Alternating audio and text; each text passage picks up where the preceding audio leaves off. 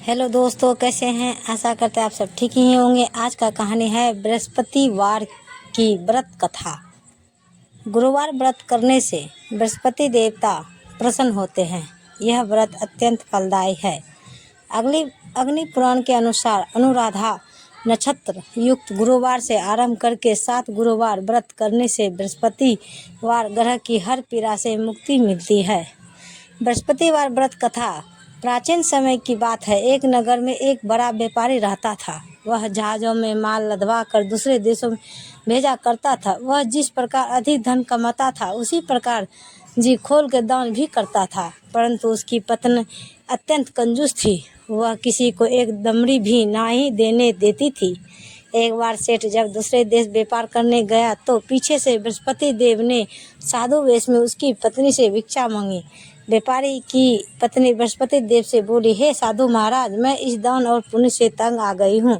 आप कोई ऐसा उपाय बताइए जिससे मेरा सारा धन नष्ट हो जाए और मैं आराम से रह सकूं। मैं यह धन लुटता हुआ नहीं देख सकती। बृहस्पति देव ने कहा, हे देवी, तुम बड़ी विचित्र हो। संतान और धन से कोई दुखी होता है। अगर अधिक धन है तो इससे शुभ कार्यों में लगाओ, कुंवारी कन्याओं का विवाह कराओ, विद्यालय और बाग बगीचों का निर्माण कराओ। ऐसे पुण्य कार्य करने से तुम्हारा लोक परलोक सार्थक हो सकता है। परंतु साधु की इन बातों से व्यापारी की पत्नी को खुशी नहीं हुई। उसने कहा, मुझे ऐसे धन की आवश्यकता नहीं है जिसे मैं दान दूं। तो बृहस्पति देव बोले, यदि तुम्हारी ऐसी इच्छा है तो तुम एक उपाय करना। 7 बृहस्पतिवार घर को गोबर से लीपना, अपने केशों को पीली मिट्टी से धोना, केशों को धोते समय स्नान करना, व्यापारी से हजामत बनाने को कहना, भोजन में मांस मंदिरा खाना, कपड़े अपने घर धोना। ऐसा करने से तुम्हारा सारा धन नष्ट हो जाएगा। इतना कहकर बृहस्पति देव अंतर्ध्यान हो गए। व्यापारी की पत्नी ने बृहस्पति देव के कहे अनुसार 7 बृहस्पतिवार वैसा ही करने का निश्चय किया।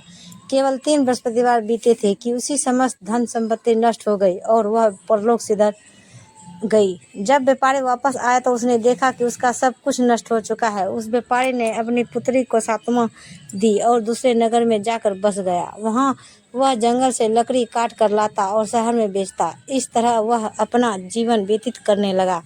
एक दिन उसकी पुत्री ने दही खाने की इच्छा प्रकट की, लेकिन व्यापारी के पास दही खरीदने के लिए पैसे नहीं थे। वह अपनी पुत्री को आश्वासन देकर जंगल में लकड़ी काटने चला गया। वह एक वृक्ष के नीचे बैठे अपनी पूर्व दशा पर विचार कर रोने लगा। उस दिन बृहस्पतिवार था।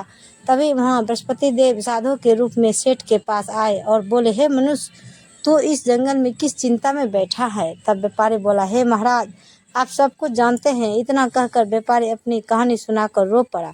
बृहस्पति देव बोले, देखो बेटा, तुम्हारी पत्नी ने बृहस्पति देव का अपमान किया था, इसी कारण तुम्हारा यह हाल हुआ है। लेकिन अब तुम किसी प्रकार की चिंता मत करो। तुम गुरुवार के दिन बृहस्पति देव का पाठ करो। 2 पैसे के चने और गुड़ को लेकर जल के लोटे में शक्कर डालकर वह अमृत और प्रसाद अपने परिवार के सदस्यों और कथा सुनने वालों में बांट दो। स्वयं भी प्रसाद और चरणामृत लो, भगवान तुम्हारा अवश्य कल्याण करेंगे। साधु की बात सुनकर व्यापारी बोला, महाराज, मुझे तो इतना भी नहीं बचता कि मैं अपनी पुत्री को दही लाकर दे सकूं। इस पर साधु जी बोले, तुम लकड़ियां शहर में बेचने जाना, तुम्हें लकड़ियों के दाम पहले से चौगुना मिलेंगे, जिससे तुम्हारे सारे कार्य सिद्ध हो जाएंगे। उसने लकड़ियां काटी और शहर में बेचने के लिए चल पड़ा। उसकी लकड़ियां अच्छे दाम में बिक गई, जिससे उसने अपनी पुत्री के लिए दही लिया और गुरुवार की कथा हेतु चना गुड़ शक्कर लेकर कथा की और प्रसाद बांटकर स्वयं भी खाया। उसी दिन से उसकी सभी कठिनाइयां दूर होने लगी। परंतु अगले बृहस्पतिवार को वह कथा करना भूल गया। अगले दिन वहां के राजा ने एक बड़े यज्ञ का आयोजन कर पूरे नगर के लोगों के लिए भोज का आयोजन किया। राजा की आज्ञा अनुसार पूरा नगर राजा के महल में भोज करने गया, लेकिन व्यापारी व उसकी पुत्री तनी विलम्ब से पहुंचे। अतः उन दोनों को राजा ने महल में ले जाकर भोजन कराया। जब वे दोनों लौटकर आए तब रानी ने देखा कि उसका खूंटी पर टंगा हार गायब है। रानी को व्यापारी और उसकी पुत्री पर संदेह हुआ कि उसका हार उन दोनों ने ही चुराया है। राजा की आज्ञा से उन दोनों को कारावास की कोठरी में कैद कर दिया गया। कैद में पकड़कर दोनों अत्यंत दुखी हुए। वहां उन्होंने बृहस्पति देवता का स्मरण किया। बृहस्पति देव ने प्रकट होकर व्यापारी को उसकी भूल का आभास कराया और उन्हें सलाह दी कि गुरुवार के दिन कैद खाने के दरवाजे पर तुम्हें 2 पैसे मिलेंगे, उनसे तुम चने और मुनक्का मंगवा कर विधि पूर्वक बृहस्पति देवता का पूजन करना, तुम्हारे सब दुख दूर हो जाएंगे। बृहस्पतिवार को कैद खाने के द्वार पर उन्हें 2 पैसे मिले। बाहर सड़क पर एक स्त्री जा रही थी। व्यापारी ने उसे बुलाकर गुड़ और चने लाने को कहा। इस पर वह स्त्री बोली, मैं अपनी बहू के लिए गहने लेने जा रही हूँ, मेरे पास समय नहीं है। इतना कहकर वह चली गई।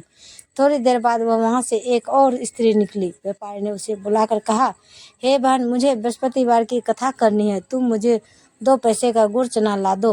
बृहस्पति देव का नाम सुनकर वह स्त्री बोली, भाई, मैं तुम्हें अभी गुड़ चना ला कर देती हूँ। मेरा एकलौता पुत्र मर गया है, मैं उसके लिए कफन लेने जा रही थी, लेकिन मैं तुम्हारे काम करूंगी, उसके बाद अपने पुत्र के लिए कफन लाऊंगी। वह स्त्री बाजार से व्यापारी के लिए गुड़ चना ले आई और स्वयं भी बृहस्पति देव की कथा सुनी।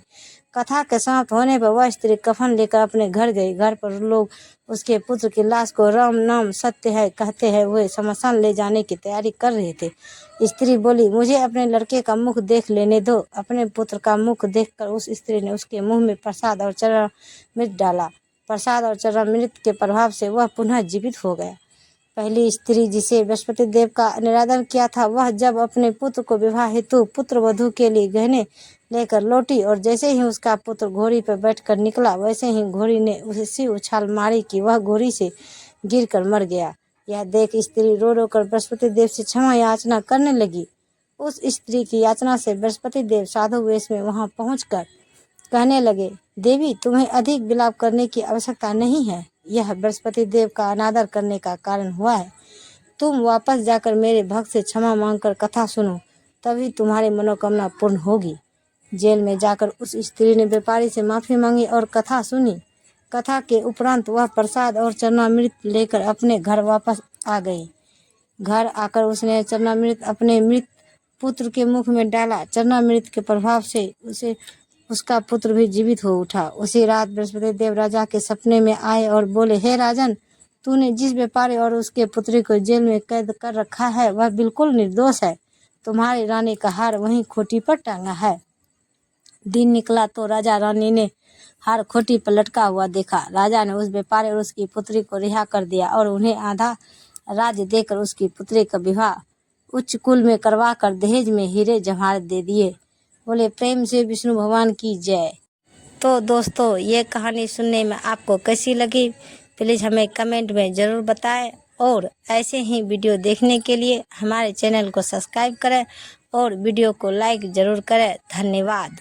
तो मिलते हैं अगले वीडियो के साथ, तब तक बाय बाय गाइज।